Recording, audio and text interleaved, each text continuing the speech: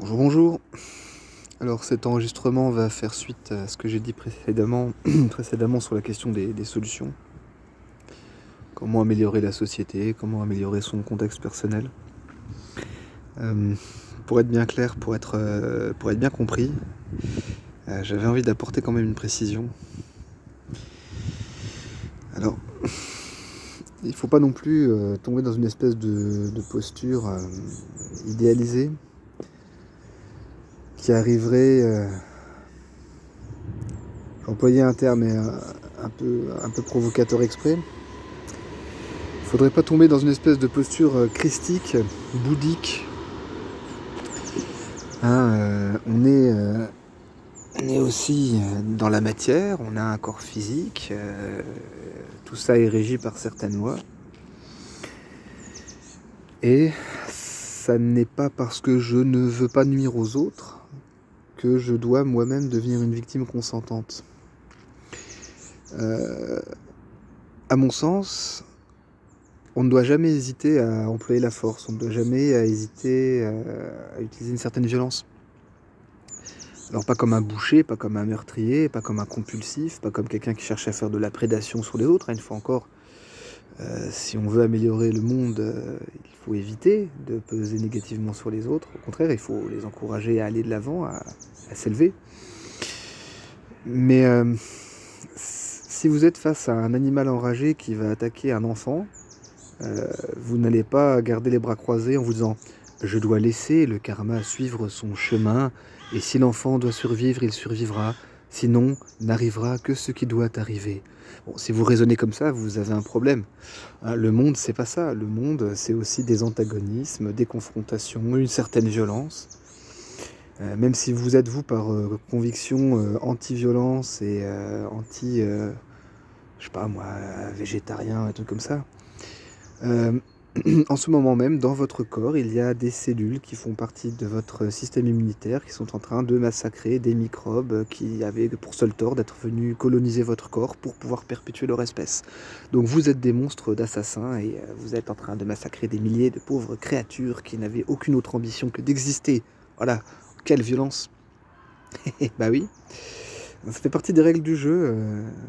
Quand je mourrai, je sais que des bestioles répugnantes viendront manger mon cadavre pour pouvoir pondre des œufs et tout ce qui s'ensuit dedans. Ouais, c'est pas spécialement réjouissant, mais ça fait partie des règles.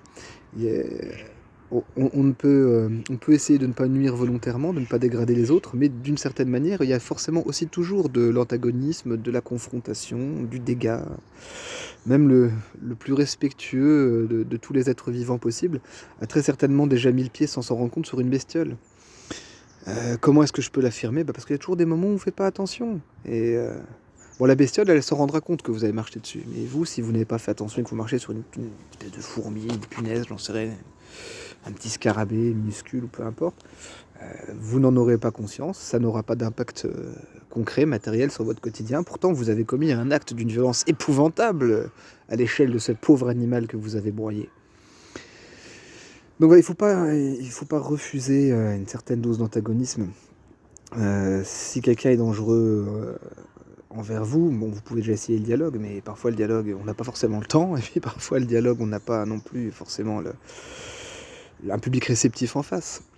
Et se préserver, c'est important parce que de toute façon, si votre expérience personnelle s'achève avec un coup de couteau dans le ventre parce que vous avez refusé une cigarette à quelqu'un, ça n'aura pas été très utile d'être plein de bons sentiments et de vouloir rayonner sur le monde. C'est pour finir en train de vous vider dans votre sang dans un caniveau, quoi. Donc voilà, il faut oser se défendre, il faut oser aussi s'imposer parfois et puis ne pas craindre d'être dans la confrontation parce que ça fait partie de l'existence aussi. Voilà. Je voulais apporter cette précision-là parce que quand j'ai réécouté la vidéo sur la question des solutions et de la façon dont on peut améliorer le monde autour de soi, je trouvais qu'il y avait vraiment un ton un peu trop pacifiste et un peu trop gentillet. Non pas qu'il faille être méchant, une fois encore, c'est pas une question d'être gentil ou d'être méchant, mais c'est une question de pouvoir se défendre, de pouvoir se maintenir, de pouvoir défendre ses proches et les aider à se maintenir aussi. Et face à des gens qui sont purement négatifs, face à des gens qui sont purement agressifs, face à des gens, une fois encore, qui n'ont aucune autre démarche envers vous que de la prédation, bah, il y a pas grand-chose d'autre à faire que de les faire s'arrêter en y mettant la force nécessaire. Une fois encore en payant le prix, parce que c'est une question de prix à payer, de volonté à payer ce prix. Personnellement, moi j'ai la volonté de me maintenir, j'ai la volonté de maintenir ma famille, j'ai la volonté de maintenir mon existence dans un certain confort et si ça doit passer par des logiques de confrontation, eh bien, c'est comme ça.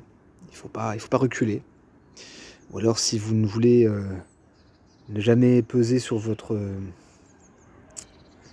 environnement, ne jamais avoir d'impact, négatif d'aucune sorte que ce soit et que vous voulez tout accepter, bah, je vous donne un seul conseil, c'est allez vous mettre en boule dans un coin et attendez de mourir de froid, quoi. Enfin, voilà, c'est à peu près la seule solution que vous avez pour ne pas attenter au monde et à ce qui vit dedans, hein. OK, bon voilà, c'était une petite précision que je voulais faire qui me semblait quand même nécessaire. Allez, bonne journée, à bientôt.